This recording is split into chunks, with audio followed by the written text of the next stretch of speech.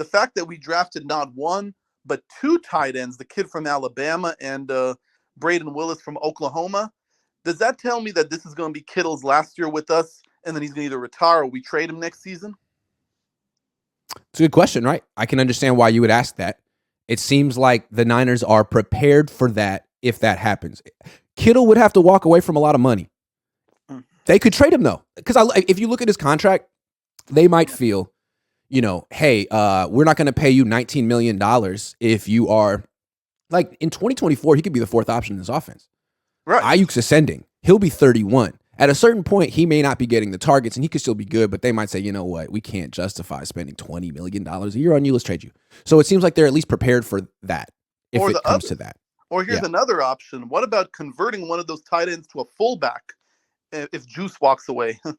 Good point. And I think Braden Willis has done a little bit of that. The Niners have talked about him being able to do that. I don't know that the Niners are really going to have a true fullback once Juszczyk retires, because he's kind of a one-on-one. There's not that many players like him around. So what they could do is maybe just transition to more of a two tight end offense, and you could do a lot of the same stuff, but not everything. And then I lied, but last but not least, there's one more point. I was thinking about why they drafted that kid from Alabama. After what happened, how Purdy got killed with Croft trying to block Reddick, they're like, we need to draft a quality second tight end, so in case we run that play again, our quarterback won't get killed. Yeah. I just think it's amazing how the defense ranked first in the league last year, and the Niners spent really most of their energy on their defense this offseason. Javon Hargrave. I mean, they really have a bunch of new starters in their defense right now. Offense, they're like, we're good.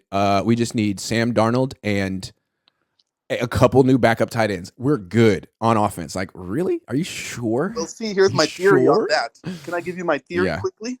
Yeah. If you don't have Patrick Mahomes or Joe Burrow, you got to have like an all-time great level defense to win a Super Bowl. Sure. So that's why you see it. No disrespect to Purdy, Lance, or Darnold. I'm rooting for whoever gets the starting job, but they're not Patrick Mahomes or Joe Burrow. So it's like you got to have an all-time defense. So that's why I'm thinking all the resources are in defense. But even if you do have an all-time defense in 2023, you don't win the Super Bowl. I mean, you did 25 years ago, but now it seems like you get deep in the playoffs. But if your team is built around defense and running the ball, eventually it's not enough. You just pray that Mahomes has a bad game. Mahomes is... It doesn't happen. Doesn't happen. Doesn't happen. I mean, the Niners defense make most quarterbacks look awful.